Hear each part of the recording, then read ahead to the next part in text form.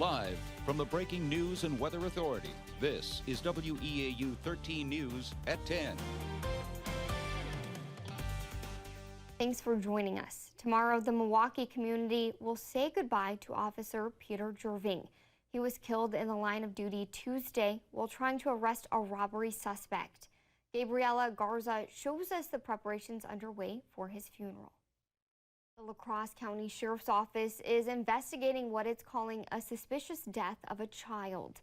Deputies responded to a home in the township of Madera for an unresponsive child yesterday morning.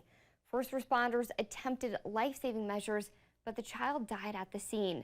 The child's name and age have not yet been released.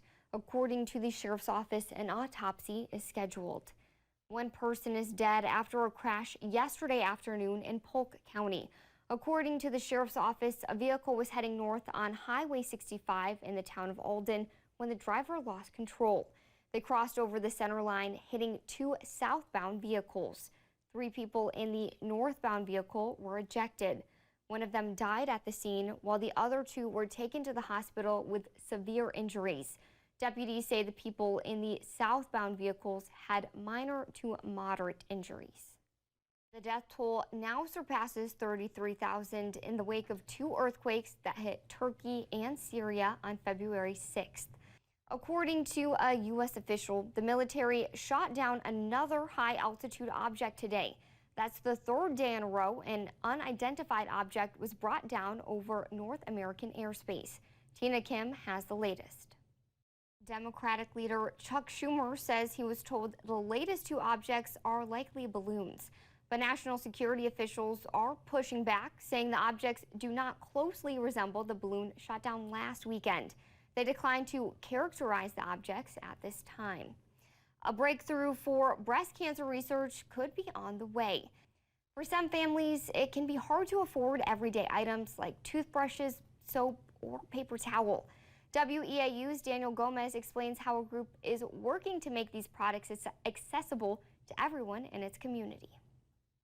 Each year, the Hygiene Drive collects about $5 million worth of products for community members in need. If you'd like to make a donation, you have until March 5th. All eyes are on Arizona as the Chiefs face the Eagles in this year's Super Bowl. Philip has game highlights coming up in Sports Scene 13. First, while some fans got to see their first Super Bowl in person tonight, we meet a man who has a streak decades in the making. A streak 57 years in the making. One man from Maine can say he's seen every Super Bowl game in person since it began decades ago. Chris Daniels shares why over the years it's become about more than football. Don says he's been selling off some of his old Super Bowl gear to pay for the tickets to keep this streak alive. $16 billion. That's the amount of money Americans are expected to have bet on the Super Bowl today. The Oneida Nation hopes to get in on some of that action. Ahead of the Super Bowl, animal lovers could tune into the Puppy Bowl.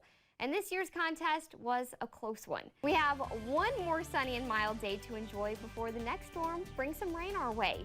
Chief Meteorologist Darren Meyer has the latest details next in your Skywarn 13 forecast.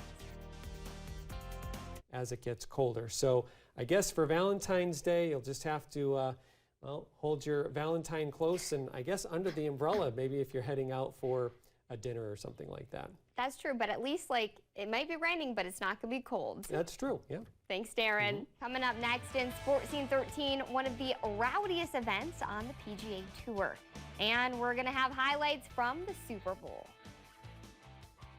What an incredible weekend weather-wise. It really was, yeah. Can't wait for tomorrow. Yeah, we're going to get a three-peat, it looks like, with another day with some sunshine. February is shaping up to be pretty great. It is so far. Thanks, Darren, and thank you for joining us. Have a great night.